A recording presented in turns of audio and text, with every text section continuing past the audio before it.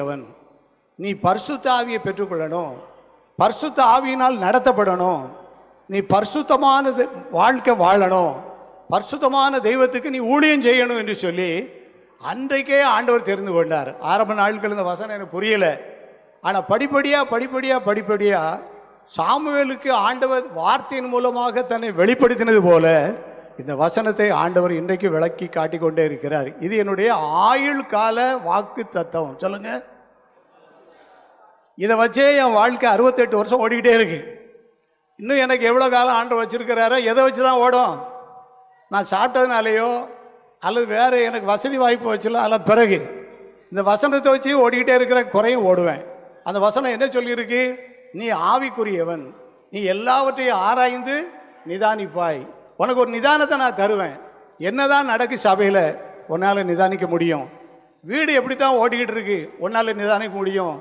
சபையில் யார் குழப்பத்தை உண்டாக்குதாங்க, உன்னால் நிதானிக்க முடியும். நீ யார் பேச்சையும் கேட்க வேண்டாம். ஆனால் உனக்கு ஒரு நிதானத்தை நான் தருவேன். உன் வீட்டில் ஏன் இப்படி ஒரு மாதிரி இருக்குது, அதுக்கு என்ன பிரச்சனை, அது யார் காரணம், உன்னால் நிதானிக்க முடியும். பிசாசை பற்றி உனக்கு நிதானித்து சொல்ல முடியும் என்று சொல்லி அநேகங்களை ஆண்டவர் உணர்த்திக்கிட்டே இருக்கிறார். ஆவிக்குரியவன் எல்லாவற்றையும் ஆராய்ந்து நிதானிப்பான். நிதானித்து எதையும் பேசுகிறாத, மனசில் வச்சுக்க. யார்ட்டையும் போய் சொல்லிவிடாத, சண்டைக்கு வந்துடுவாங்க.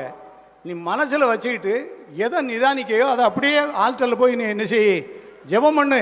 அந்த ஜெபத்துக்கு கட்டாயம் பலன் கிடைக்கும் அப்படின்னு சொன்னார். அந்த வசனத்தை நீங்கள் நல்லா வாசி பார்த்தீங்கன்னா, ஆவிக்குரியவன் எல்லாவற்றையும் ஆராய்ந்து நிதானிக்கிறான்னு போட்டு பின்னால் என்ன போட்டிருக்கு பாருங்க. ஆனாலும் மற்ற ஒருவனாலும் அவனை ஆராய்ந்து நிதானிக்க, நீ எல்லாரையும் ஆராய்ந்து நிதானிச்சிடலாம், ஆனால் ஒன்னே யாரும் ஆராய்ந்து நிற்க முடியாது. நீ ஒரு காற்று. அல்லேலூயா. நீ ஒரு காற்று. காற்றுடைய கிரியைகளை பார்க்க முடியும். காற்றை யாரும் என்ன செய்ய முடியாது. அது எங்கே வீசுது, எப்படி போகுது, யாருக்குமே என்ன செய்யாது. ஏன்னு சொன்னால் ஒன்றை நான் ஒரு காற்றாக நடத்துவேன் அப்படிங்கிறாரு. இதுவரைக்கும் நடத்திக்கிட்டு இருக்கிறாரு. எத்தனையோ சத்துரு போராட்டம், எத்தனையோ மண்ணுடைய சூழ்ச்சிகள், எத்தனையோ விரோதங்கள், பல சூழ்நிலைகள் வந்தாலும் ஒன்றும் சேதப்படுத்தாதபடிக்கு ஆண்டவர் வழி நடத்திட்டு இருக்கிறார். காரணம் என்னன்னு சொன்னால் ஆண்டுடைய வசனம்.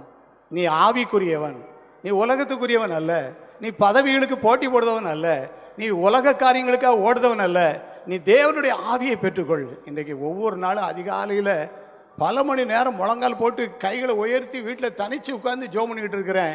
என்ன சொல்லி ஜெபிக்கிறேன்? ஆண்டவரே, எங்கே போனாலும் உம்முடைய ஆவியை ஜனங்களுக்கு ஊற்றும். நான் எங்கே வந்தாலும் உம்முடைய ஆவியோடு போக எனக்கு உதவி செய்யும். பரிசுத்த ஆவியானவர் ஏவரபடி செய்ய எனக்கு உதவி செய்யும்.